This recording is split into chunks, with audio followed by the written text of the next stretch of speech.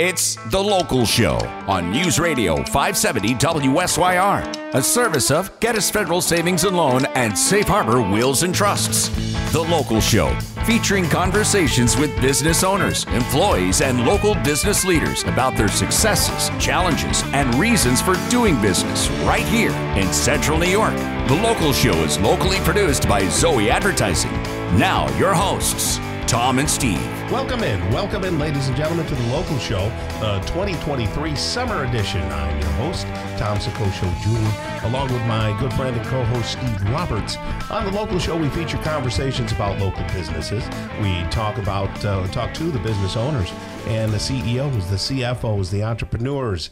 How about the nonprofit organizations around town, business advocates, and other business-friendly organizations. We learn how they got into business, why they do business right here in Syracuse, New York, and where their businesses might be going in the future. You will hear all about their successes, challenges, opportunities, marketing, and advertising. We're broadcasting from the Zoey Advertising Studios, sponsored by Safe Harbor Wills and Trusts and Geddes Federal Savings and Loan. Happy weekend to Steve Roberts. How are you?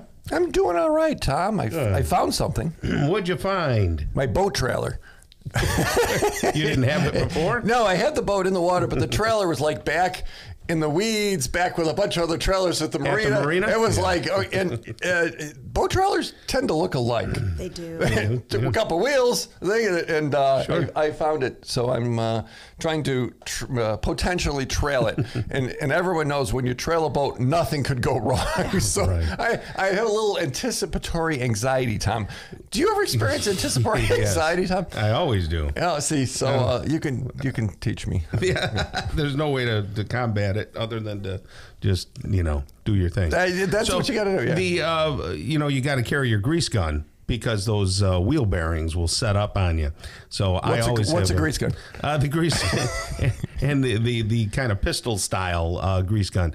I use that on the DJ trailer. So every time before we go out on the gig, I squish. Do you? See, when I grow up, I want to be you, Tom. But you know how to fix things. I know how to break things. We're not the same person. No. I like to build and fix. I have a great radio voice. You struggle. I know. Okay, that's not true. He's got the voice. So why don't you announce the woman sitting next to me here that looks like she wants to talk? Well, first, I want to tell everybody about the entire show. Go ahead. We will be speaking to Lisa Romano-Moore. She is the executive director of the Onondaga Historical Association. Nicole McQuaid is going to stop by, HR manager at Clinton's Ditch. Bruce Pollock, we'll have a conversation with him. He owns all the B&C storages that you see popping up everywhere. Amanda Vitale is the executive director of the CNY Regional Market. Joe Scrippa, the owner of the Scrippa Group, will stop by. Ruth Ann Raposa, the executive director of Elmcrest Children's Center, will stop by for a conversation. Mark Bullis, great guy, owner of the Bull and Bear Roadhouse. We'll have a conversation with him. And then Natasha Schmidt rounds us out. She's the co-owner of Rubberstone, New York, all on this week's Local Show. So stick around. So Lisa, do I use all your names, Lisa Romano-Moore, or Sure, just? yeah. Are there any more that we should know? No, that's it. Okay. There you go. Big title. Executive Director of Onondaga Historical Association. How'd you get involved with that organization? Did you, are you a history buff or do you have a history degree? I do not. I have a communications degree. Oh, okay. Actually. But I was hired to raise money for them. I had worked, I'd known Greg Tripoli for a long time, and he kind of lured me away from OCC, and Gotcha. I ended up there, yeah. Oh, you were at OCC? I was, yeah. Oh, okay. At I the was telling you foundation. my story about OCC. Yes. What did you do there? I ran the foundation there. Oh, okay. Yeah. Gotcha. Yep. All right. Yeah. So what is the Onondaga Historical Association? Why do we need one? Why do we need one? Yeah, why? 'Cause, well, we were just talking about, what's this building? What's the history of this building? Yeah, we were just Who talking lived about where? Spaghetti Where are the Warehouse. maps? Yeah. FYI, Yeah. they just did some major renovations. The place is amazing, and Yeah. they're opening. They're open. They are now open, and they used to make pianos in that building. They did. They made Amphion player pianos. She knew that. It was like there's no one else that would know that. Yeah. So Yeah. there's a lot of history. What else surprises people about the history of our area? Oh gosh. Well, where the house with the or the building with the house on top. Oh, yeah. I've seen that. They renovated that whole thing. Yeah, up there, so they used to make buggies there. Buggies? They used to make horse and buggies. Oh, yeah. And then Steve cars. still drives one. He does. And we put an offer in the house because we wanted Tom to live there to stop bothering us. Yeah, so there was so much manufacturing, but people think manufacturing, they think nuts and bolts and that kind of thing. Right. But we've been a community for a long time, pre motor car. Well, they made buggies in that building, but didn't they also do mattresses? Wasn't that mattresses later? Yeah, okay, yeah. gotcha. But they made buggies, they made cars for a bit of time, and yeah. And of course, in the old Zoey offices, which we moved from a year ago, they patented and made the movie camera with sound. Yes, yeah. Who knew? Yeah. That was amazing. So, Oh, yeah. are people history buffs or not history buffs? I mean, are they like, I don't care?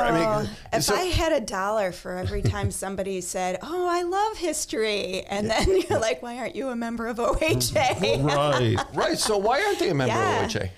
A lot of people don't realize how present we are in the community. They don't realize, when they're walking the creek walk, our signs are there, or when they're wanting to know the history of a building, they can come and find out from us. They can give their collectibles to us. We have things from, beer paraphernalia to clothing. Do they have to be Syracuse history paraphernalia? Yeah, Onondaga County. Yeah. Oh, okay. So stuff that's here. Yeah. In fact, if I can, we have a little call out to the community because we have an exhibit coming up this fall called Suit Up, and it's uniforms from college and professional teams from Syracuse. And so if people have things in their basements and their attics and back of the closet, or grandpa's and Nat's shirt or whatever, so they can connect with you and they donate can it. call us. Yeah, they can call us at 428-1864 and set up an appointment to bring their materials in. And I have to emphasize, it's college or professional. I know a lot of people have parochial league. Not stuff, your little league costume, Tom. Yeah. Right. So Tom was probably, you a catcher, Tom? You look like a catcher. No, I was a center field. Center fielder. There That's you where go. they put the guy they didn't know what to Fast. do with. Yeah. Good arm. So, do you still sell pictures? Oh, yeah. Explain we have a that, because I research heard that once. I didn't know they sold them. Yeah, we have a whole research center. People can come in and look through, I don't know, we have photos of everything, buildings, parks, your great-grandmother, maybe, schools. We're doing a project with the city school district that's turning 175. No kidding. So we've been providing some old school pictures from the past. You can come in if you wanted to order a picture. You could order a small print, you could order a big print, you could order it on canvas or frame. If we wanted to this is an idea Tom won't like, but I'm going to say it anyway because we're on the air. If we wanted to put together a tour of local show listeners that wanted to go on a tour of the museum, sure. Is that something that you guys could pull off? Yeah, we're open Wednesdays through Sundays. Well, which one? There's so many locations. We have staff at the Downtown Museum on Montgomery Street, and we have staff at the Scano Great Law of Peace Center, which is the Haudenosaunee Cultural Center. I want to go downtown. Come downtown. Yeah. Come see us. So that would be people do that. They have tours and group tours. They have tours. And things? We actually have walking tours going on right now on Wednesdays with our historian Bob Searing. Okay. And he does tours of various spots in the city, and he's a terrific tour guide. You can sign up online at cnyhistory.org. Excellent. Yeah. Well, Lisa, thank you so much for all you do down there and all your staff does. It's a wonderful resource to have in this town. She's the executive director of the Onondaga Historical Association. Get involved, cnyhistory.org. Is that the right That is address? correct, yes. cnyhistory.org. You have a great rest of the day, okay? You too, thanks. Excellent. Nicole McQuaid's up next, HR manager at Clinton's Ditch, otherwise known as the Pepsi Place, right here on 570 WSYR. Welcome back to The Local Show, a service of Gettys Federal Savings and Loan and Safe Harbor Wills and Trusts. The Local Show, featuring conversations with business owners, employees, and local business leaders about their successes, challenges, and reasons for doing business right here in Central New York. The Local Show, locally produced by Zoey Advertising. Now, here are your hosts, Tom and Steve. You found it, the last bastion of great talk radio, right here on 570 WSYR. It's the local show with Tom and Steve. Thank you for I'm not going to comment on your last bastion. You only do that to bug me. So I'm not going to say a word of how much that bugs me. Okay. So they're carving out time to listen to... They're not carving out time, Tom. They are doing things. Life is happening. They're like, oh, yeah, they're this last weekend, I'm up at the marina. Yes. Our friend Jeff Bockstein does photography up there, Jeff Bach. And he was up there with his boat, and he's like, hey, I was just listening to you. He was on his way somewhere. He's doing lying. His He thing. doesn't listen he to us. did. He said he likes me better, too. Okay, maybe he didn't say that part, but... Tell us about Geddes Federal Savings and Loan. People are still getting houses, I guess. People are still getting houses, and they still don't last long because they're out there. But if you don't have that whole mortgage thing, pre-approved thing, if you don't have that lined up, forget about it. You got to be ready to buy. Right. And the responsiveness of a local organization like Geddes is there. Yes. So you can go back and forth, get your rate, get yourself locked in, figure it out. Talk to local people. Make a call. You don't have to talk to a chat box. I mean, you can do things online if you want, but they're here. Their rates are good. And then on the other side, people continue to put money into certificates of deposit, and the rates are really good. I mean, like 2 years ago, they were like a decimal. Remember, they were really low. Now the rates are great. So get it at Geddes Federal SavingsLoan.com. Tom. All right. Nicole McQuaid is here. She is the HR manager at Clinton's Ditch, the Pepsi place. If people don't know where it is and what it is, Nicole, why don't you tell them? So we are an independent bottler of PepsiCo products, and we're located up on Party Road, up in Cicero by the Cracker Barrel. Sounds like a fun place, Party Road. Yeah, awesome time. Awesome time. Isn't that a family? I think the Pardee family. Yeah, so we have several parties that work. Oh, really? For us. Yeah, they were Cicero I was people. just guessing. Yeah. I went to Cicero. No, they were Cicero parties. Yeah, the one guy is the number one seniority person. He's been there since 1979. Wow. Good golly. Yeah. That's a long time. Well, people see it. They don't know Party Road, but coming down off 81, sure. You look over to just north of Cicero and you can see it, the Pepsi sign and all the trucks coming in and out of there. It's pretty obvious. Right. Yes. So what do you guys do exactly? So we make all kinds of PepsiCo products. So anything you see in your grocery aisle in a can or a bottle, odds are we made it in Cicero, New York. No kidding. Yeah.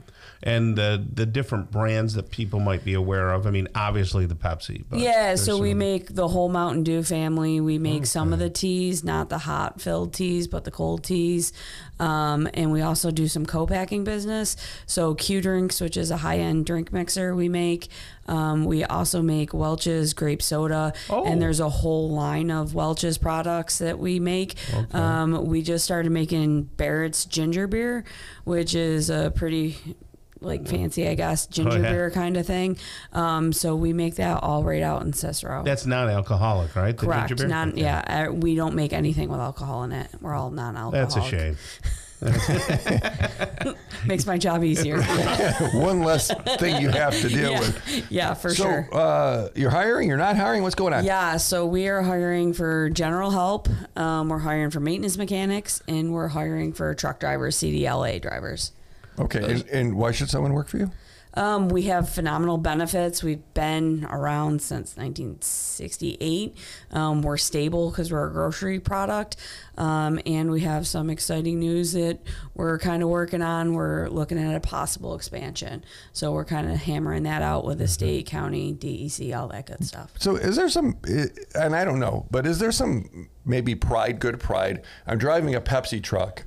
Or I'm driving a truck that's like Gloopco Industries or something. I mean, there's got to be a little bit of a, hey, that's the real deal. If I'm a driver, is that fair? Yeah. I mean, it's a super cool product, right? It's kind of like going to Willy Wonka's chocolate factory, but you're making soda. Right. I mean, we make like 27 million cases of soda a year, so we're busy. And it's a worldwide brand made right here in Cicero. Right. Didn't you say you make water too? Yeah, we make water? Aquafina. Okay. And we do some Voss water, which is a co-pack item. What's the recipe? Water. You're not putting anything in it, right? Yeah, we treat it with like an ozone, and then it has to sit. So there is a so that's so there is a process. Aquafina has like lemon water too. They have we don't make the lemon part, Okay. and like the Life Water that Pepsi has, that's got salts and stuff in it, and we're not equipped to do that. Gotcha. So our sister company in New England makes the Life Water. We just make straight Aquafina, either in the bottles or like the bigger like liter bottles. So as an HR manager, do they sit down with you like the upper brass? Do you all get together and say, this is the type of culture we want here? Or does it just evolve? No, I mean, we've made a conscious effort. We have had zero turnover at Clinton's Ditch, but in the last 2 years, we have flipped the whole management staff, and it's all been retirements. So the previous plant manager had been there for 42 years. Our production planner guy had been there 43. The HR manager before me had been there 39. Wow. So we have a brand new team in place. We've worked really hard to put that team in place, from our supervisors, our frontline supervisors, to middle management, to the upper brass, to have a different approach with employees. We really have made a conscious effort to be different with how we handle employees. That says a lot. People staying someplace that long, you must be doing something right. Yeah, for sure. I mean, it's a steady industry. It's not like the automotive industry where there's peaks and valleys. It's a grocery product. So as long as people are in the store buying groceries, odds are you're going to have a pretty good look year. at the stability of Budweiser, Tom. So, sorry. Industrial maintenance mechanic. Yes. Okay, we've talked about that before. To me, that is like a rocket scientist, because these people know how to fix things. That's a high level, high skill position. But if they step towards you and work there, they're going to stick around a while. Talk to me about that position and the person you're looking for there. Yeah, so sometimes we have really good luck with people that have worked on a farm and have like some mechanical ability. It's just tough right now because every manufacturer is looking for maintenance mechanic, and the pool is the pool, right? So it's kind of hard. There's been a focus on trying to get kids into the trades, but that's a struggle. So we're just looking for somebody that has some manufacturing background, has a family, wants to show up, you know what I mean? Have a reason to show up every day, right? And just, can show up and have a good attitude and want to get their hands dirty. But aren't they fixed shifts? You were talking about shifts before, and explain that to me. Yeah, so we run first shift, which is 6 to 2:30, and then we just changed second shift, so it's 2 o'clock to 10, and then third shift is 10:30 to 6:30. Is someone always work the same shift? Or yes, does it, they're are on they dedicated shifts. There's no flipping around. There's no like rotating, floating shifts, anything like that. Because that makes your sleep patterns nuts when that happens. Yeah, we're a steady shift. We're for sure a steady shift. Okay. That's great. So how can people get in touch with you if they want a job? ClintonsDitch.com or thepepsiplace.com. Yeah. Do you want me to call you?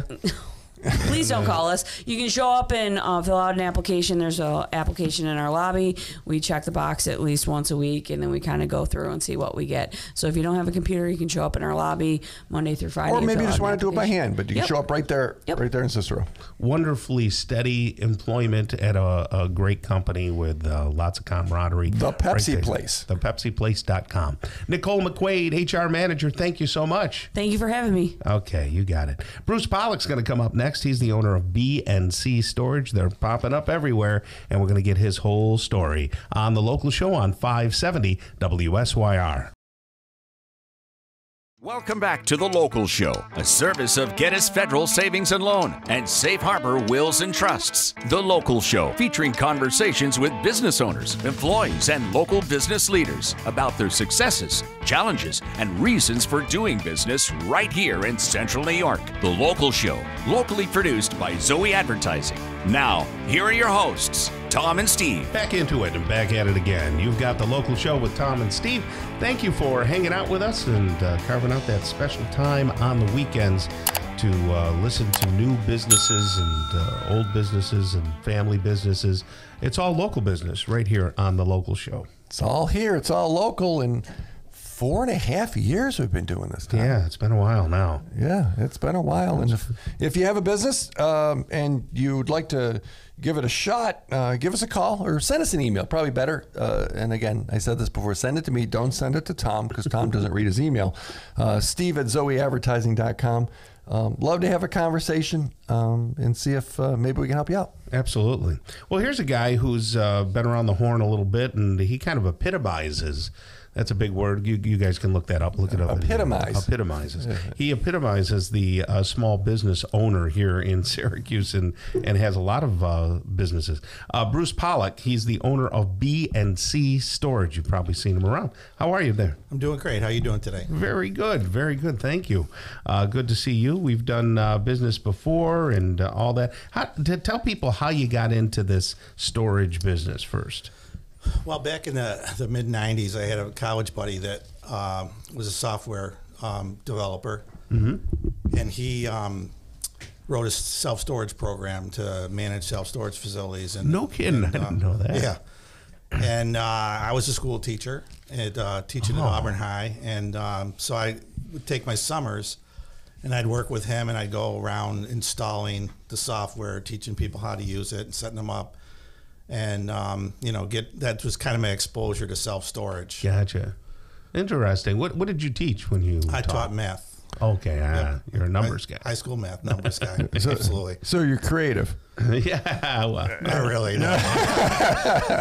But the numbers is what kind of got me interested in the storage, because I'd run the numbers after I'd do the install. Yeah. And place out in the middle of nowhere, and I'd be like looking at it and be like, maybe this is something we should take a look at. Right. So how did you take a look at it? How'd that happen? Well, we ended up, starting a software company around the self-storage industry, and then we bought a piece, acre and a half of land over in Camillus. That was our first site off of Milton Ave, and we put up 35 storage units in 2 buildings, and. Now, were you still a teacher at the time, or were you just? I was still a teacher. I was answering the phone during my lunch break and calls. Yes. Funny. Okay. So was it the software that operated the storage? Was that so people had that proprietary software, so they knew how to charge and bill and book the spot? Was that Correct. what it was? Yeah, it was software that kept track of who's in what units. Okay, gotcha. How much they charged, did the billing, late fees. Kind of automated the administrative part of running a self-storage. Well, it seems like there was before you guys came a kind of a storage place on every corner, but they all had different names. Like there wasn't a lot of national things. So how did you determine that this was the space that you could play in? And like, what did you think to make it big? Well, kind of my pivotal moment was when we filled up the site in Camillus, the acre and a half. We added to 7 buildings and about 100 units. And I grew up in Marcellus, so I knew Marcellus well. So I said, well, geez, I should maybe build something over here. Surely people in Camillus, the neighboring town, if there was full over there, they'd come over to Marcellus. So when I built the Marcellus facility, and I get a call from a Camillus person, I couldn't get them to come to Marcellus to use storage. Really? So psychologically, people, they want storage that's convenient to them. Yeah. So that's kind of when the light bulb went off for me. It's like, oh, we need one of these in every little town.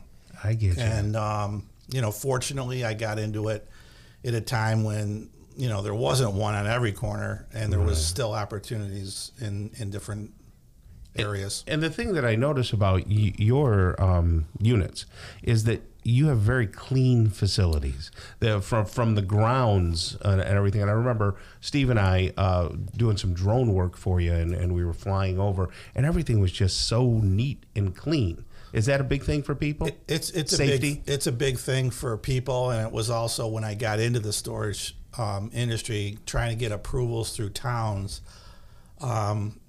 It had a very negative connotations to storage in general. Did it earn that negative connotation previously? It did in the early days. Yes, it did, because it was just a tin box and no pavement, and weeds growing up along the side.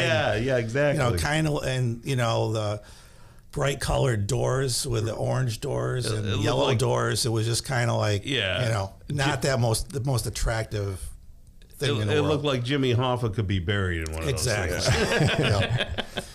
So from the beginning, it was very important for me to make a difference and say, okay, we want to be different. We want to be the community member that we can be proud of our facilities, and we've stressed that throughout and continue to work on it today. No. Oh, go Good. ahead. Do people store for a long period, short period? Is it a month? Is it a year? Is it forever? What's the mix? All of the above. All of the above. Yeah, it's when I first got into it, pretty much everybody I talked about storage felt it was, somebody's moving their house. That's what storage is for. Yeah, right. But the reason that the industry has grown so much is because the people have developed different ways to use storage. Okay, storage can be a very good solution to very many problems. So, we have contractors that use our storage facilities. People that kind of start a business to outgrow their garage. I didn't know that. I would have never thought that. Yeah, so it's businesses, it's individuals that just collectors. Collectors. That we've got people that sell stuff on eBay. Yeah. Go to flea markets. Just a wide variety. It's not just when you move or something like that. No, that's what I would or think. Inherit. I want to get also to you just mentioned something. Don't you have office space too? We do have some like flex office space buildings, but that's not our core business. That's not your thing. It's kind of the natural progression from a large storage for a company to let me get my office there. Yeah. But it's an expensive product to build, and it's not as profitable as the storage. So how many locations? Where are you? You mentioned all these towns. Right, it seems like I'm like, there's Bruce. There's. It seems like I see him. Well, then there's one by us on what's the road? Up there by Tom. Cicero. In Cicero. What's the Northern Boulevard? Northern Boulevard. Yes. Wow. I couldn't remember. Right by Tom. Yeah. So where are they all? Pretty much all Onondaga County. Okay. We have a couple of we've got a Central Square locations that's just into Oswego County, and then we've got we're out in Weedsport. So pretty much we're Central Square to Tully, Weedsport to Bridgeport.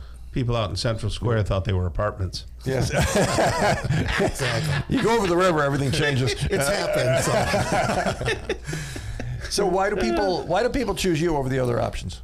Well, I think Tom's point in terms of the cleanliness and the appearance of our facilities, storage has become much more competitive over the last 25 years that I've been in the business. So, I think it's always location. Location is king in storage. But then I think it's reputation and cleanliness, and I've got a great staff, great people, and I think 99% of our customers have a great experience with our company. Yeah. And that's made a big difference in people coming back to us time and time again. Locally owned and operated, Tom. That's wonderful, Bruce. We could have you on 100 times. That's what a great story. Thank you so much, and thank you for what you do for the community, okay? Thanks for having me. Awesome. Owner of B&C Storage, right there, Bruce Pollock. Coming up next, Amanda Vitale. She's the Executive Director of the CNY Regional Market on The Local Show on 570 WSYR. Welcome back to The Local Show, a service of Gettys Federal Savings and Loan and Safe Harbor Wills and Trusts. The Local Show, featuring conversations with business owners, employees, and local business leaders about their successes, challenges, and reasons for doing business right here in Central New York. The Local Show, locally produced by Zoey Advertising. Now, here are your hosts, Tom and Steve. Back into it, back at it, and this is The Weekend with Tom and Steve. Thanks for stopping by and listening to what we have to say about local businesses. Doesn't get any more local than this, right? This next guest is Amanda Vitale. She's the Executive Director of the CNY Regional Market. How are you doing there, Amanda? Doing well. Very good.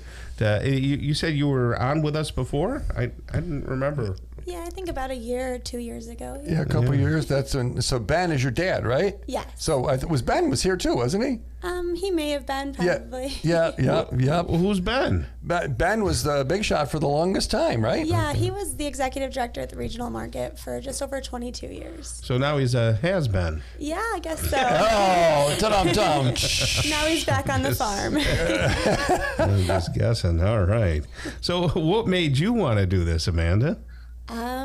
I guess I started at the market out of college just for a part-time job, and things kind of fell in place, and I really loved the atmosphere and what we do for the community and for local agriculture. So I stuck around and eventually applied for his job. Did you grow up around Syracuse, or? No, we live in Cayuga County on an active farm. We live in about a just under 300-acre farm. So I've grown up in agriculture, so that's why it's so close to home, I guess. Is it a dairy farm? Or? So it was previously a dairy farm. Yep. In my childhood, we did cash crops and produce, and now we have added livestock back to the farm. Good golly. Well, explain to Tom what cash crops are. Soybeans, corn. Gotcha. Yeah. And does your family still run it then, the farm? Yeah, yep. That's what my dad's doing in retirement, really. When you grew up, when your dad had the job, were you always like, I can do this better than you, Dad, move over? Did you feel a little that way? No, I was I wanted to be a veterinarian. Oh, no kidding. Yeah. Yep. Where did you go to college? St. John Fisher. Oh, nice school. And what did you take there? Biology, chemistry, and religious studies. Wow. So you're really smart. She's really smart, Tom. She's not like you. Very, very above this show. So Thanks for dumbing it down. There you go. So the market has a culture. It's interesting. You were kind of alluding to that. You just liked it. There's such a culture at the farmers market. Yeah. I feel like I've seen people there that were young and grew old, and they're still there at the farm, and they show up on the weekends. Does that sound fair? Oh, absolutely. There are so many generational farms and vendors on our market, and it's just so fun to watch. And that's really how all of our vendors and folks at the market really become such a community and tight-knit family, because they're generational. They've grown up there, and they've been around each other for years and years. So the question that's burning in everybody's heart right now, Tom, is how long before we get fresh local corn? Soon. Is there anything better? Yeah, you might see, sometimes you'll see a little bit around the 4th of July that some people can get in real early, but then it'll start really gearing up in the next couple of weeks. Right. And is it all sweet corn, or are some, not as sweet as others? So you'll see different varieties. There's a lot. I mean, there's so many different varieties of everything now. You'll find the really super sweet corn, and you'll find more of like a sugar enhanced corn. It just depends on your flavor, and talk to your vendors. They can tell you what you want. So from what I remember, back when I was young, which was 110 years ago now, Little House on the Prairie was popular. And it was like all farmers. You just walk up and down the roads, and it was farmers. I have to say, recently, when we took the kids over there, seems to be a lot more people selling tchotchkes and reselling stuff from China and this and that.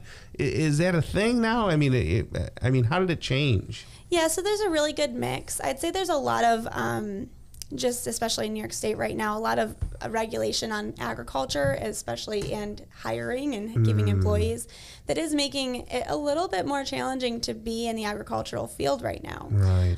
Part of us being a year-round market, we have to make sure that we have product to offer all year round. Gotcha. So we do open up our market to bring in really anybody selling new items on Saturdays. On Sundays, of course, you're going to find more of the commercial market and used items on our flea market. But we have, opened to, having more people selling different kinds of product on our Saturday market. And we also, open our doors to people buying and selling produce, because that keeps it all available year round. So it's open Saturday from when to when? 7 a.m. until 2 p.m. And then Sunday, which is the flea market. Yes. And is that the same hours? Yes. Okay, so what's the deal with the F Shed? Because I'm hearing a lot of events and different things going on at that newer building at the end. Yeah, so the F Shed is really only open for the growing season and the holiday season for the Saturday market. So that leaves 5 days a week and 6 days a week in part of the year that the F Shed's not being used. So we do open it up to the community to rent it out for different events. And we have a special events coordinator on staff now, so she is able to coordinate and get folks in there to hold their events at the F Shed. I was telling Steve, I DJ'd the Syracuse Wine Festival, and that was an incredibly successful event this year. Yeah, we've had that there a few years, and it's been really great to have at the market. Yeah, and now the front building, there's been construction and plastic and cones, and so what's the deal with that whole space? Yeah, so our facility is from 1935. It's very dated, and with that comes interior structural deterioration after so many years. Same thing happened to Tom. Yeah, right? Deteriorating daily. So we ended up this year doing a large-scale investment into that building just to repair damages and reconstruct the interior of the building to give us another 85 years on it. There we go. So there's some businesses in there too, right? Yeah, so right now we have only one vacant space in that building that is on our short list of the next items that will be under renovation. But yes, that is our commons. There's a lot of different retail businesses in there, and hopefully that soon there'll be a few more. Yeah. What's your favorite part of the market, Tom? Well, I haven't been in a while, I gotta be honest. It would be the real farmers. You know, I am a real farmer person, and I want, you know, produce or somebody who makes something like, hey, look, you know, we make this rocking chair, and I can't. There's some of those people there. I carved it out of, you know, mahogany. It's hand carved out of mahogany. What I don't like is, like I say, some of the cheap stuff that then it starts to feel like the State Fair Midway. Yeah. You know, and what about the food to go? See, I like some of the food. Oh, do you? Yeah. You know. And we actually this year, for the first time ever, have opened up to allowing some food trucks into our market. Okay. So that's new for us. Yeah, that's not bad. Yeah. And so we used to just have our food sheds, and the board recently approved allowing food trucks in, see how that goes, and hopefully, if everything goes well this year, we'll expand on that. Yeah, we'll stop at Rick, my pizza guy Rick, and the pizza fried dough and the pizza down there at the end, and the fresh seafood fellas that come in. I like that too. And now the corn, Tom, it's coming. It's close. I'm gonna have to look around and see. So it's all good. Corn and stuff like that. That's all good. All right. Well, that's the Central New York Regional Market. Amanda Vitale, you'll see her floating around over there. She's the executive director. You do a great job, and you know, God bless you and your family for hanging in there and being farmers. Thank you. Thank you so much. All right, kicking off hour number 2 of the local show, we're going to have conversations with Joe Scrippa, owner of the Scrippa Group. Ruth Ann Raposa is the executive director of Elmcrest Children's Center. Mark Bullis is the owner of Bull and Bear Roadhouse, and Natasha Schmidt is the co-owner of Rubberstone New York, and she'll stop by for an interesting conversation. Stick around. Hour number 2 of the local show starts really soon. It's The Local Show on News Radio 570 WSYR, a service of Safe Harbor Wills and Trusts and Gettys Federal Savings and Loan.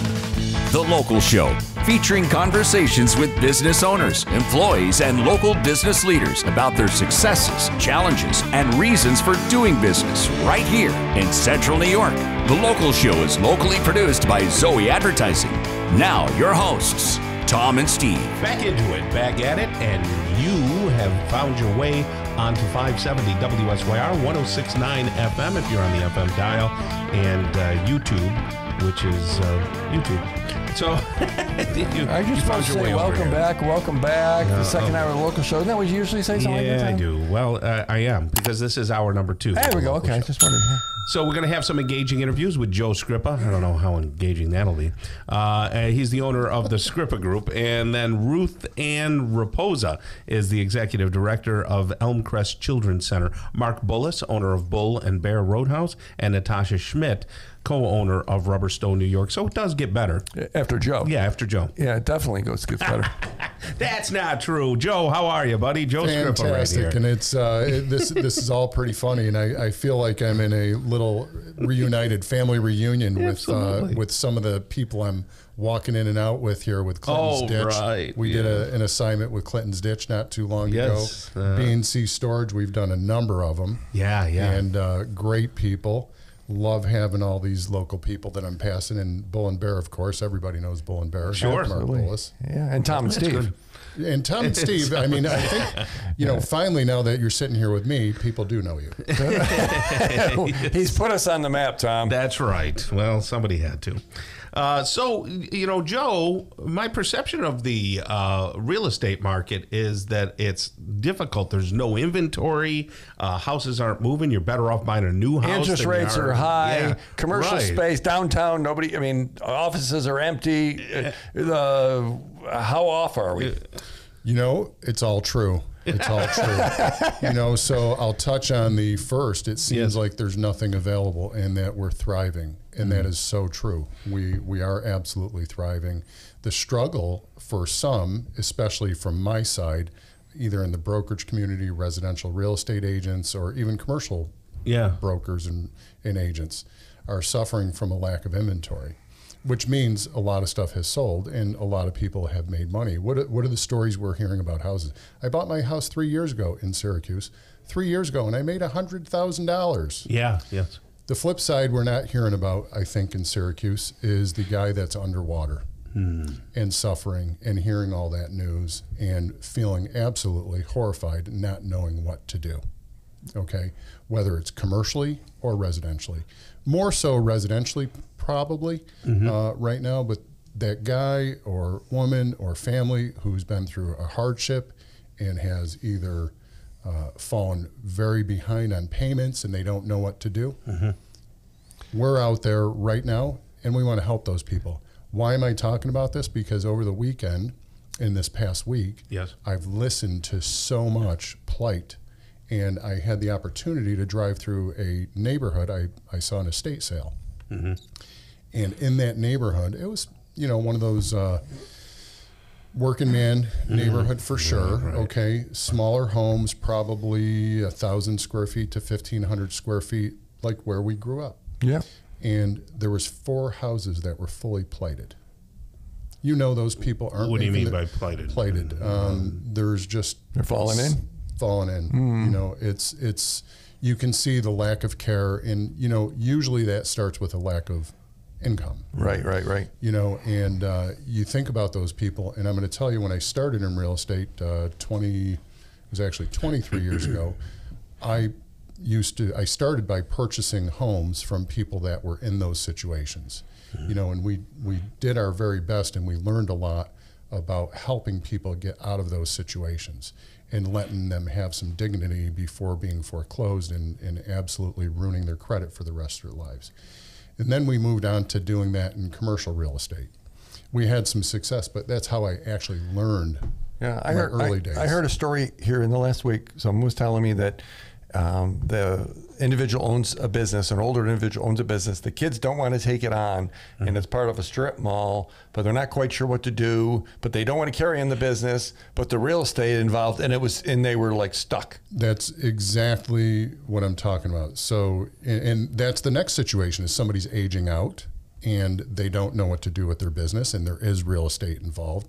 And we're right now saying we would help graciously, completely no strings attached, consultation, talk through it, head you in the right direction if it requires legal or things like that. I listened to so much of that over the past 10 days from different areas. I know it's here too. We're just not hearing about it in Syracuse. All we're hearing about is micron, which is a great topic and going to be great for so many. But we just can't forget the rest of our community. When is it going to be great for my wife so that we can make some? As soon as we houses for sale, right? See some bulldozers moving and creating some new lots. Think about this: you bought a house and you got 2 7/8 interest. Are you going to sell it today? No, you're going to keep it because your payment is so low. But I'm going to go right back to there's some of those folks that got that 2 7/8 or 3.5. And they can't make their payment right now. I have the magic of buying high and selling low, Tom, in my houses. Well, and that's another topic. Some people really did buy high, and now maybe it's gotten away from them in the upkeep or the care or the taxes. They didn't realize how much the taxes were going to be. Again, I'm going to say we want to help. if nothing else, just a little counsel, a little hug, and say, it's not that bad. There's a place to start.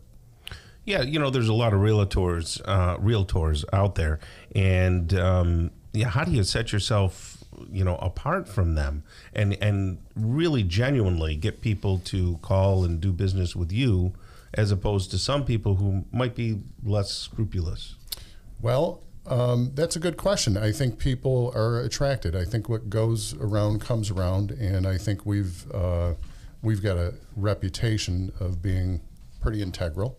Our whole team, your wife, Kelly, she works with us. She's a banker. Right. There's no higher integrity there. Nikki Bronner, she just exudes it, and her team, Amber Perkins, and integrity is there. Nikki was a karate instructor for many, many years, and one of the big things they are always discipline and integrity. So Alec, fruit of the tree right here. I was just going to ask you about Alec. Yep. Alec he's doing great, and we're teaching him how to help people. Really, what we do is help people, and we're rewarded financially for helping people. Yeah, it's not about finding somebody. I always when Kelly first got in the business, I said, I don't know that you want to portray an attitude of like driving a Mercedes Benz up to the house and having a picture where you're arching your back with your arms folded, and that tends to be a real estate agent. It's not bragging if it's not a lie. Yeah, okay, right. So it's not bragging if it's not a lie. So if you can afford that Mercedes and do it. But I'm with Tom. You go on the internet, it's like, I made my money, and there's an airplane behind him. Right. Yes. They got a pretty girl on their shoulder, and like, you can be like me. Yeah, I'm with you, Tom. I think that's one of the things I really, really enjoyed. Make it quick because your time's up. Going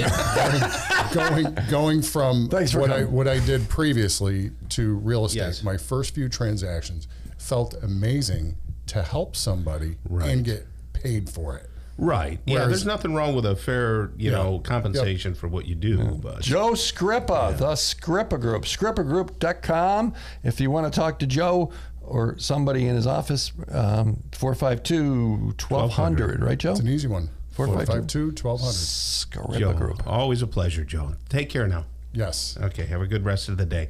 Ruth Ann Raposa is coming up next. She's the executive director of Elmcrest Children's Center. And we'll have a nice conversation with her next on The Local Show on 570 WSYR. Welcome back to The Local Show, a service of Safe Harbor Wills and Trusts and Geddes Federal Savings and Loan. The Local Show, featuring conversations with business owners, employees, and local business leaders about their successes, challenges, and reasons for doing business right here in Central New York. The Local Show, locally produced by Zoey Advertising.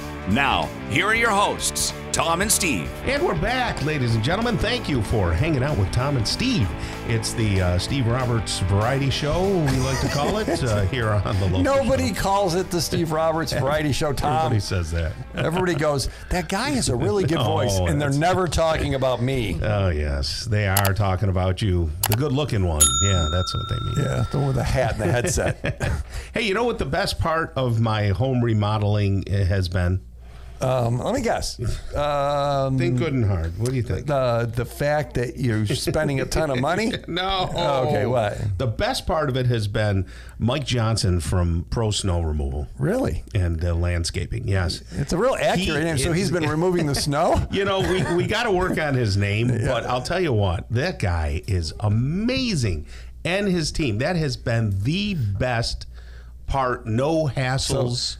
So wonderful. So not that the name is confusing, but could you tell people what he's doing? Well, because they're doing clueless. A hardscape in the back, because all we had when we bought the house, it still had the builder steps on the back. The wooden ones that were all broken and everything. So we had no place to sit. So he created a whole patio space, and everything's hardscaped, and we've got the concrete steps now. It literally looks like a hotel in the back of my yard now. No kidding. Yeah, and in and out. His team is wonderful. His procedures and process.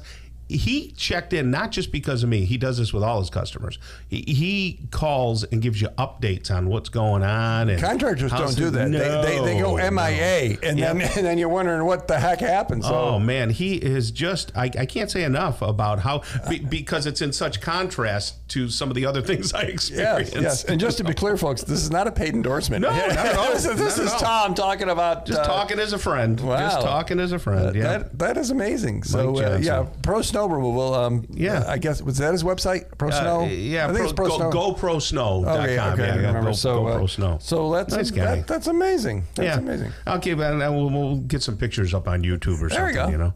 All right. Next up, new person to the show. It's Ruth Ann Raposa. She is the executive director of Elmcrest Children's Center. I'm glad we got another Italian on with me here, so that's good. How you doing? I'm good. How are you? Very good. Are you Italian? Did you marry Italian? I'm not. I'm not. She's one of my people, Tom. Well, not Italian. Not Italian. Somehow she got the Italian thing going, so that's good. What got you into being the executive director? What did you do beforehand? What's your educational background, all that? So I got my master's degree in social work. Okay. Few years ago, we'll say that. My first job out of school was working as a family reunification specialist. I worked with children that were in places like Elmcrest to reunite them with their families. I would work with their families and do some of the work with the home and to make some adjustments that were needed to bring the youth back and keep them home, right? Because ideally that's the situation. You bring a youth home and they're able to remain at home safely, successfully. And this position at Elmcrest opened up back in the fall, and I had talked with their headhunter was actually the prior executive director. He was the prior executive director at Elmcrest, and I started talking to him.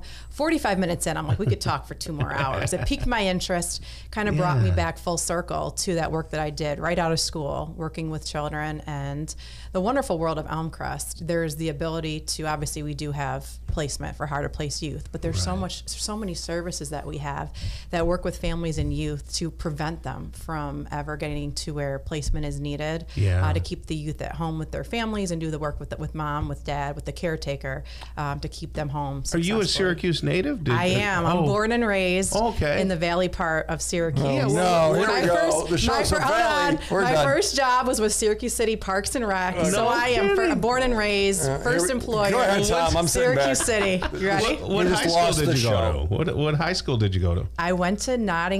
Okay. And then, but I ended up graduating from Faith Heritage. So still, Valley Part, City School, Valley Part of Syracuse. Because I grew up in the Valley. Where did you go to school? Well, I went to CBA, but then I ended up finishing off at Corcoran. My brother graduated from Corcoran, and my children are currently at CBA. Okay. There are listeners, folks, so we should encourage them. What year did Here we go. We're still going. Okay. What year did your brother graduate? He graduated in 2004. Oh, okay. Well, let's just mention Green Hills because that has to happen. Donuts? Where are the donuts? Okay. You didn't bring the donuts in? Okay, we got my backyard was literally Green Hills. That's where I grew up. Okay, let me bring the show down a second. Okay. Well, what is Elmcrest? Is that what you were going to say? I think I was going to say, is it hard or sad working with folks when you can't make it all wonderful and reunited? That's got to be a hard thing. That's going to be hard. It is a hard thing. And we have 550 plus employees at Elmcrest. And it's a hard thing. It's a hard thing for each of them. Yeah. And what we focus in on, right, is how do we help? Our mission is helping children overcome barriers. What is the barrier they're experiencing right now? Mm-hmm. What is the barrier? It's going to look different for every kid. It's going to look different now than it did 20 years ago. It's going to look different 20 years from now. What is the barrier they're experiencing today? Mm-hmm. How do we help them today overcome that barrier? And how do we give them some hope for tomorrow? What is Elmcrest? Like if you had to encapsulate it and give somebody a description, what is it? Elmcrest is a agency that has helped children overcome barriers since 1835. Those barriers, like I said, have looked different over the years. It initially started off, it was started by church women who wanted to help children, underprivileged children receive an education. Okay. And over the years, it's turned into a placement for children for hard to place youth who have been, cannot remain with their caretaker. They are tough to place in the foster care system. We've been a residential provider for them. We have provided a host of services, including early education services. Right now, our newest program is our mental health crisis respite. As you both know, the mental health crisis that our children and youth are in right now is like nothing we've ever seen. Yeah. The numbers of kids having to go to CPAP or an emergency room for some type of psych emergency, mental health emergency, the numbers are through the roof. Jeez. So we've opened a mental health crisis respite, 2 programs at the end of March. And they're starting to see an impact on some of the utilization numbers at CPAP and at Upstate. We're able to give kids, if you were able to come and visit our mental health crisis respite, you would mistaken it from one of my kids' bedrooms. Very home-like setting. They can stay there for 21 days and get the help that they need. We try to keep their schedule as consistent as possible, school, sports, whatever doctor's appointments they already have, but giving them the ability to hit a reset. What's one of the greatest, what would be a misconception of Elmcrest? People say, oh, I know, but they don't know. Ready for it? I'm ready for it. That's where the bad kids go. No. This is where kids can go and hit their own reset on life. They're able to get some skills, some supports in place to help them to overcome their barriers, but also become contributing members of the community in which they're from. So it's not like Hillbrook. It's not like Hillbrook. Hillbrook is a secure detention. This is a place where we have cottages, a home-like setting where kids can live, where they can go to school, and where they can learn some of the skills that it takes to build relationships, to manage their emotions. They're given the ability to go through therapy and work through some of the potential trauma that they've been through. They're kids sometimes having the worst days of their life, and we're able to help them in those worst days. I can hear the passion in the expression, and YouTube listeners can see that you're serious about making changes in children's lives. That's obvious. This is apparently more than a job for you. This is the way you're wired. I can see that. Hired calling. Well, thank you very much, Ruth Ann Raposa, right there, Executive Director of Elmcrest Children's Center, and thank you for what you do and your entire staff. Thanks. Yes. Okay. Coming up next, we're going to talk with Mark Bullis. He's the owner of Bull and Bear Roadhouse right here on the local show on 570 WSYR. Welcome back to The Local Show, a service of Safe Harbor Wills and Trusts and Geddes Federal Savings and Loan. The Local Show, featuring conversations with business owners, employees, and local business leaders about their successes, challenges, and reasons for doing business right here in Central New York. The Local Show, locally produced by Zoey Advertising. Now, here are your hosts, Tom and Steve. Well, it's good to have a new person on the show, and it's amazing that so many people do want to be on the show. And one of them is Mark Bullis right now. He's the owner of Bull and Bear Roadhouse, bullandbearroadhouse.com. How are you there, Mark? I'm well. How are you guys? Very good. Very good. It's nice to meet you. I think I met you casually one time off the air, and now it's nice to have you on the air. Tell people what you're all about. Like, are you a Syracuse native, first of all? Yes, okay. I am. Where'd you grow up? I grew up in Eastwood and went to Henniker, graduated in 91. Oh, nice. But yeah, I'm born and bred in Syracuse. Young guy. Yeah, I know. Yeah, you know. Everybody's younger than us now. Yeah. I don't feel young. That's right now. That's wonderful. Yeah. So my grandfather used to be Onondaga County commander of the Legion up there in Eastwood, the Eastwood Post. Oh, we spent so many. My parents were involved in Eastwood Bears Pop Warner football. Oh, yeah. There you go. I spent more time than I care to mention at that building. Yeah, and my cousin Vinny owns Stagnita Insurance right there. That's really your cousin? Yeah, Vinny? it's my cousin Vinny. His cousin. It really is his cousin really Vinny. Is my cousin Vinny. That's something else. So you get out of school, and did you go to culinary school, or what made you want to open up a restaurant? Culinary school, no college. Worked at Carrier for a little while. Okay, for about 8 years. And ended up in the restaurant business somewhat. I worked at Awful Al's. I was a doorman for a while, and then a bar back, and sold cigars when you could smoke inside. Yeah, all right. And eventually, 2002, opened up a small place down in Hanover Square, which was Bull and Bear Pub. Right. And we were there for 13 years. And through that journey, I opened East Syracuse location to Bull and Bear Roadhouse, and then Liverpool, and launched catering and Fayetteville and so on. It's a tough business. Why'd you choose it? Oh boy, it's really tough. You know, it is a tough business. There's a lot of moving parts. I was an art student. Okay, so you had the creative gene. Yeah, you know what will pay you to do that. True story. So to this day, I mean, I don't have the digital world, right? I still sketch on napkins and things like that. But to this day, the creative side of that is writing a menu, designing a logo, coming up with a new brand, marketing, all of that stuff it lives within that art world. Mm-hmm. So it seemed, that and growing up in an Italian family where we threw you hosted the event and there was something that felt good about that. So what's this artistic thing I'm holding right here? So folks on YouTube on the Zoey are seeing this amazing potato. That doesn't look carb friendly, starch friendly. That's okay. No, there's no fat and no carbs. Okay, so what am I holding up? So those are our loaded salt potatoes, a signature item that we have at all of the Roadhouse locations and at the St. Joseph's Amphitheater. Very nice. This is a fun story. We showed up at a charity event, and we brought pulled pork and we brought salt potatoes and we brought these things, and it was at the Most, as a matter of fact. It was one of those brew, right. Sure, brew things. So there were two other restaurants that showed up with exactly the same stuff. Oh gosh. So we were blocks from our downtown location, and I said, I got an idea. Let's do like a loaded baked potato bowl. We'll do like these mini versions. It'll be clever, right? Yeah. And we did it. And it was a big hit. Right? And it caught on. And if you look, really all the things that are in this, and just a little barbecue on top, you could get in a baked potato. Sure. So I had some chicken wings, Tom, out there. I was out there a couple weeks ago in East Syracuse. And you'll have to remind me, there was a rub. I like dry rubs. And I said, which one? They go, well, this is the one that's the most popular. What is it? There's some special name to it? A rub on the salt chicken. and pepper wings are really popular. So our wings are different. Yes. They're unique. So what we do is we hand rub and roast our wings. Nice. Then we cool them, and then as they get ordered, they go into a fryer. So there's a layer of flavor. That's what it was. They're delicious. Yeah, it makes them tender. And it doesn't. And it was a dry rub. They weren't all messy, and the stuff wasn't going up my arm. And it was. They had a lot of zing to them. I don't remember, but they were just delicious. Yeah, that's a custom blended rotisserie seasoning that we make. That's what I had, and it was awesome. Let's unpack for our listeners. Let's unpack the rest of the menu. What is the motif of the Bull and Bear? What kind of menu is it, and what kind of decor and all that?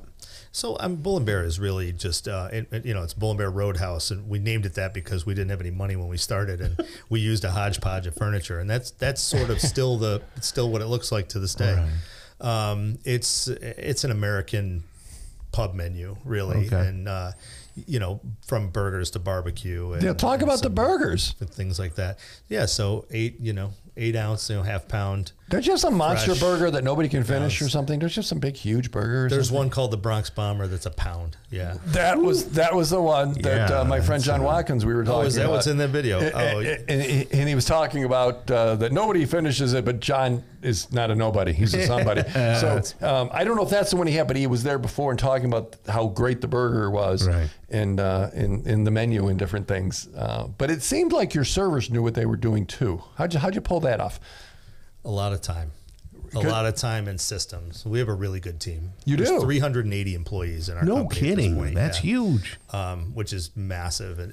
For any restaurant. But I have a really, really great leadership team, and we concentrate hard on eliminating variables and making things very good, systematic, so that they're consistent. That's nice. Do you have entertainment there too? Not anymore. We haven't done that in a long time, and we saw a trend years ago that entertainment became food and photos and Instagram and you name it. So we kind of went in that direction, and we try to entertain on the plate. That's good. I like that. I like that. We hadn't been there in several years. Yeah. And we were the one right at the end of Northern Boulevard. Was that Collamer Road or 298? Yeah, right, the original. Right there. We were there. And it was chill. How about catering? Can people have you at their events? Absolutely. Yeah. We've been catering since 2000, probably 7 or 8. Yeah. Maybe 9. Oh, and then I was just mentioning, you have the contract for the Highland Forest. Yes. Yeah. Yes. So we how's do that all going? the catering and all the weddings at Highland Forest. Oh, wow. And Yeah. that's a sister company called White Linen. So that's an elevated catering menu that exists really just there. Yeah. We cook on site there. Chef goes over. But you cater for other people too if they want to have a catering event? Absolutely. We'll go to your backyard. So for a party or a business or anything like that? Yep. Yeah, and the one in Liverpool is Route 57. What's that near? Like Sewell? Where's that head out there? Basically, Sewell Road. It's just south of Morris Corners. Okay. Okay. A mile and a half south of Morris Corners. There we go. Wonderful. Well, that's great, Mark. You do a wonderful job and great staff and great food and just a jewel in this area. We appreciate it, okay? Thank you. All right. Mark Bullis right there, owner of Bull and Bear Roadhouse, and we'll have him back again, folks. Go check out the restaurant. Natasha Schmidt is up next, co-owner of Rubberstone, New York. We'll talk to her about Covering Your Ugly. Maybe we can do something about Steve on the next segment here on The Local Show on 570 WSYR. Welcome back to The Local Show, a service of Safe Harbor Wills and Trusts and Geddes Federal Savings and Loan. The Local Show, featuring conversations with business owners, employees, and local business leaders about their successes, challenges, and reasons for doing business right here in Central New York. The Local Show, locally produced by Zoey Advertising. Now, here are your hosts, Tom and Steve. Hey there, folks. You found The Local Show right here on your radio station, or maybe you have a device that you listen to things on. A computer, an iPad, right, a tablet. Those are the words I was things, looking those for. devices. So maybe you have some of those. So either way, you found The Local Show with Tom and Steve. And we are broadcasting from the Zoey Advertising Studios, sponsored by Safe Harbor Wills and Trusts and Geddes Federal Savings and Loan. You can see us on YouTube. That's kind of a neat thing because people like to see what the guests look like. And Not so much us. Not so much us. No. We're incidental. We are just fun facilitators. And speaking of fun, let's bring Natasha Schmidt back on the show. She is the co-owner of Rubberstone, New York. How are you, young lady? I'm very well. Thank you for the compliment. Oh, yes. It's good to be back. You cover the ugly, and by you being here, you're covering up Steve and I. Look at that. It's universal. So Tom, I have the Rubberstone bingo card over here with words, and every time she says them, I'm going to check them off. Let's try to get a bingo. I want to know about that new stuff you have. Rubberstone is goes over concrete most of the time, but you have another product as well, right? That can actually act as maybe if somebody wanted to put a basketball court up or something like that, could they use it? They could, yeah. So it's basically, the idea of it is like a concrete alternative. It's an alternative to having to put down a hardscape. So instead of having a hard surface like concrete or asphalt or even wood or pavers, we can do the same type of site prep, but put down a porous product. So it's going to be part of the Save the Rain, right? So we're not like taking up more space with more hard stuff that's going to deteriorate. And it's highly decorative. So it's this gorgeous tumbled marble and granite. Nice. And they're mixed together. They come from a quarry out of the Spain area. Okay. And Spainish. The Spanish. Spanish Maine. And we get it shipped here, and it's all tumbled, so it takes away all the jagged and imperfections, and just gives you this beautiful, shiny, resilient surface for an outdoor project. Wonderful. And it's mixed. What's really cool, so we have the granite and marble, which is obviously very pretty and fancy, which is a great alternative to just standard concrete. You know, whether it's stamped or painted, this is still much more elegant. We don't have to worry about cracking or popping or lifting either because of the formulated resins that we're using. They have flexibility to them, so they're UV stable and they have flexibility. And it's granite and marble, and we don't have to pour concrete. Look at all that. It's all the things that really is new and exciting to offer to Central New York, because our hard surfaces just take such a beating. So if we can do something right off the rip without having to do concrete around your pools or your patios, or you're looking to make that nice extension off of the back of your home and you're like, oh, but I have to do all this concrete, you know. Our setup is no different than rubber stone. It's still very minimal impact on your landscaping. Nice. So, you know, we're still coming in with the same truck and trailer, the same guys. It's all hand troweled and poured in place. You know, we're bringing it in, we're pouring it out through from a wheelbarrow and screeding it and putting it into place. So, you know, little downtime. It still sets very quickly. No damage to your landscapes. No rip outs, no removals. You know? Contrast that with the standard rubber stone then. What is regular rubber stone? So while rubber stone could do the same thing, we could go over run of crush or like the same site prep you would do for concrete. Ideally, it's made to go over hard surfaces. So we want to cover pre-existing surfaces, you know, whether that's the concrete, the asphalt, the wood, or the paving stones. And it's designed to cover that heavily damaged, you know, where there is no other alternative really left for you. Or, you know, it's really great for creating safe surfaces. So, you know, that's the main idea when we're doing pools and patios, even garages and walkways, is giving you that safer, more decorative alternative, because it is flexible, it's long lasting, and it's decorative. So we're doing some rubber stone over at church, I hear. Possibly, As we're talking about it. So right where you come in, there's like a 10 by 10 area that's marginal. And there's concrete and it's there, but it's and your church, the Redeemer. Redeemer Church across from Nottingham High School. Yes. Yes, service is 10 o'clock Sunday. Anyone wants to come, we'd love to have you. It's a very casual crowd. But it makes sense for things like that, right? Oh yeah. So we service a lot of commercial you know, churches, restaurants, workout facilities in their entryways for that right there. One, you can customize it, so you can get your logo put in and or just use like your colors or your theme. But you're talking about a surface that on the interior, you treat it like carpet, but you don't have to worry about mold, mildew, popping, lifting, or deterioration. So you vacuum it and you do a carpet clean on it, and you have a product that we guarantee for 20 years, but the lifetime expectancy is forever. It's a long time. It's a really long time. Can you clean it off with a pressure washer without damaging it? Inside? No, outside. You can, but Kelly. But I think you're going to damage a lot of other things. No, outside on my walkway. Yeah. Exterior, that is our minimum maintenance required on the product. You just have to pressure wash it once a year.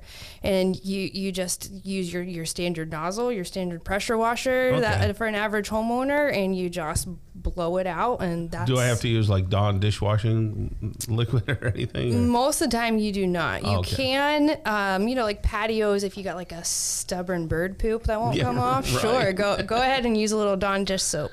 But most generally, it's just water. Just water. We'll clean it right off. How easy is that, huh? Right? Yeah, she hasn't hit too many on my bingo card yet. No? What else do you want? So I had concrete, which she said 14 times. Yeah. She didn't go to the word crumbling. Okay. She used deteriorating. So I can't have the word epoxy did not come flying out yet that I caught. Because I used resin instead. Yep. And the other one of my favorite words she says is substrate, and we didn't get substrate. Oh no, you didn't set me up. But basically, we can cover all those substrates. So it doesn't matter whether you choose epoxy, Sierra stone, rubber stone, or even Vuba stone can go over top of an existing surface. Okay, so pools are in play this time of year. Oh yeah. Garages, basements, sidewalks. That's all there. Substrates. Yes. You pick it, we stick it. Yeah, there we go. There we go. So you don't mind going inside the house. That might not be a big bulk of your work right now. But if somebody had a basement that they wanted, explored. Yeah, absolutely. We'll still do basements this time of year. We try to push them off kind of more towards the fall, colder time, because we can't do like the pools and the patios or the garages in the winter. So, sometimes we'll run a pretty good deal on doing a basement after November 1st, but there's no wrong time to give us a call for your project. Rubberstonenewyork.com and 463-5916. Rubberstone, New York. Thank you, Natasha, and you have a great rest of the day. Thank okay? you so much for having me. Awesome. Okay, Steve, that's going to wrap up the local show. It might be some boating time for you, and I intend on it. You're going to take your trailer in the water? We'll see. We'll see how that all works, but we'll make the attempt. Excellent. All right. On behalf of the local show and Zoey Advertising, Tom and Steve, God bless you and your families. Take a walk today and every day with a friend or family member. Keeps the weight down and the mind clear. The local show is heard every Saturday morning from 11 to 1, and then again on Sunday morning from 7 to 9. Listen together with a friend. Until next week, get down to business and keep doing business locally. Tell your friends about the local show right here on 570 WSYR, 106.9 FM, the iHeartRadio app, and on YouTube at Zoey Advertising 3809.